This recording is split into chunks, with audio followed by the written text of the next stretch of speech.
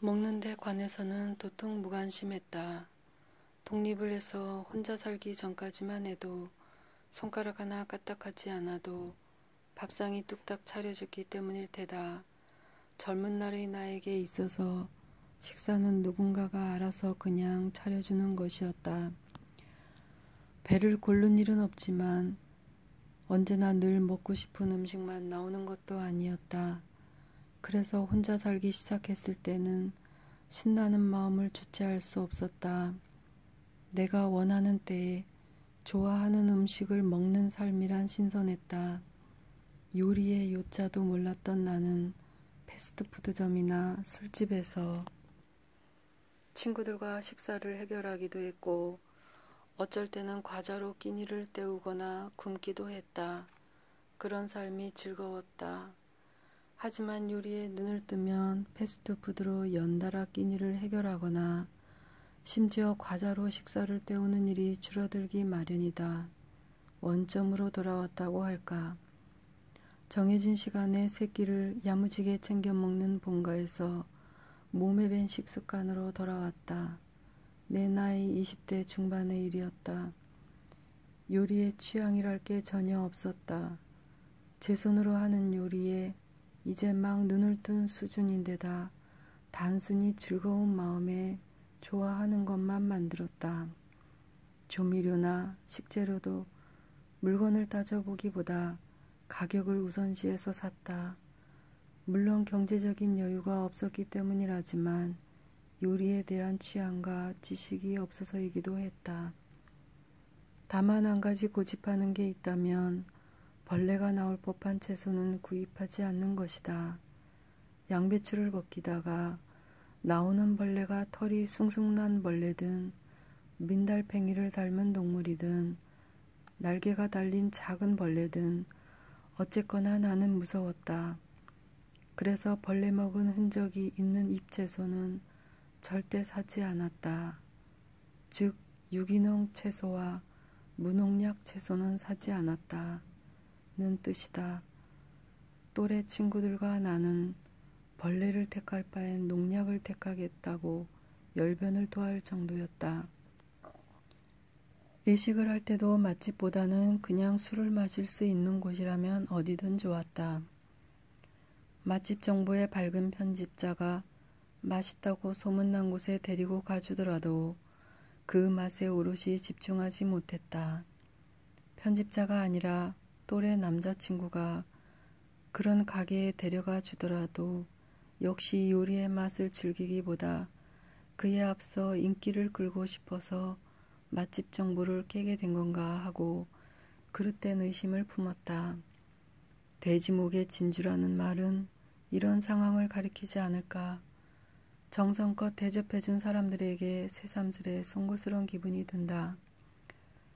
다른 곳과 다르게 이곳 요리가 어쩐지 맛있다고 생각하게 된 것이며 맛없는 것보다는 맛있는 게 먹고 싶다고 생각하게 된 것이며 채소와 생선에는 제철이란 게 있다고 실감하게 된 것이며 왠지 좀 더 다양한 요리를 직접 만들어 보고 싶다고 생각하게 된 것은 나에게 있어서 거의 동시에 일어난 일이었다. 내 나이 30대 중반에 접어들 무렵이었다. 젊은 날의 나는 중년 여성들 대부분이 왜 그렇게 먹는 데 관심이 많은지 궁금했다. 여행을 갔다 하면 어느 음식점의 무슨 요리가 먹고 싶다고 하고 아침장이 선다 하면 한달음에 달려가 식재료를 구입하고 게다가 시내에 있는 어디가 그렇게 맛있다는 이야기가 귀에 들어오면 번거로움을 마다 않고 예약을 하기도 하고 흰색 아스파라거스가 나오는 계절이라느니 포르치니 버섯이 들어온 모양이라느니 호들갑을 떨고는 가게에 서둘러 예약을 하기도 한다. 식재료에도 조미료에도 전문가 못지않은 것이다. 30대 중반이 가까워지자 나도 마침내 먹는 데 관심이 많아지게 되었다.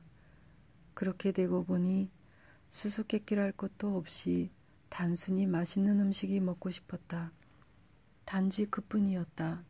아마 입맛도 고급스러워져서 그런 것도 있을 테고 유별난 소리로 들리겠지만 앞으로 몇 번이나 더 먹음직스러운 요리를 먹을 수 있을까 하고 여생에 대해 온갖 생각을 하게 돼서 그런 것도 있을 것이다. 그래도 관심의 정도를 대중수로 따지자면 나는 소에 해당할 것이다. 주문한 요리가 맛이 없어도 군말 없이 먹고 상대가 데려가 준 곳의 요리가 시원찮아도 별반 개의치 않는다. 서비스가 나쁜 가게보다야 훨씬 낫다고 본다. 그리고 가끔은 패스트푸드도 몹시 먹고 싶어지기도 한다. 나이가 들면서 음식에 관한 한 손수 지어 먹는 밥에 대한 태도가 가장 달라졌다. 일 때문에 각지를 다니거나 취재로 못 제작자들의 이야기를 듣다 보니 무언가를 만드는 일에 대한 사고방식이 상당히 달라졌다. 좋은 것은 그리 간단히 만들어지지 않으며 손이 가면 갈수록 희소가치가 생기는 법이다. 그것은 음식이든 사물이든 영상이든 뭐든 마찬가지인 모양이다. 그 사실을 깨우치고서 조미료를 유심히 살펴보니 종류가 엄청나게 많지 않은가. 소금이든 간장이든 설탕이든 뭐든 말이다. 그래서 이제는 가격으로 선택하지 않고 원하는 것을 사게 되었다. 세상의 모든 조미료를 갖추기란 불가능하므로 손에 넣기 쉬운 것 중에서 선택하거나 요리사가 추천하는 것으로 바꾸기도 한다. 가격이 비싼 데는 그럴 만한 이유가 있고 좋은 물건이 좋다는 소리를 듣는 이유 또한 확실히 있었다. 식재료는 마트가 아니라 개인 상점에서 구입하게 되었다.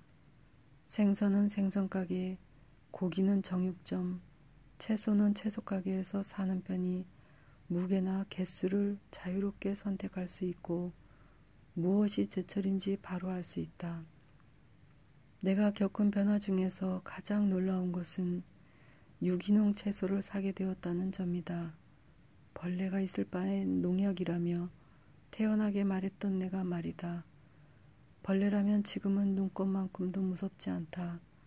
그보다도 부자연스럽게 달거나 제철이 아닌데도 시중에 나오는 채소 쪽이 왠지 오싹하다.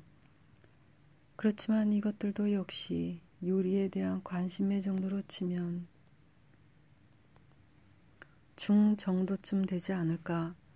마트에 발길을 뚝 끄는 건 혼잡한 데다 그곳의 매뉴얼에 따르는 진절머리가 났기 때문이다. 이 또한 나이 탓에 참을성이 없어져서일지도 모른다.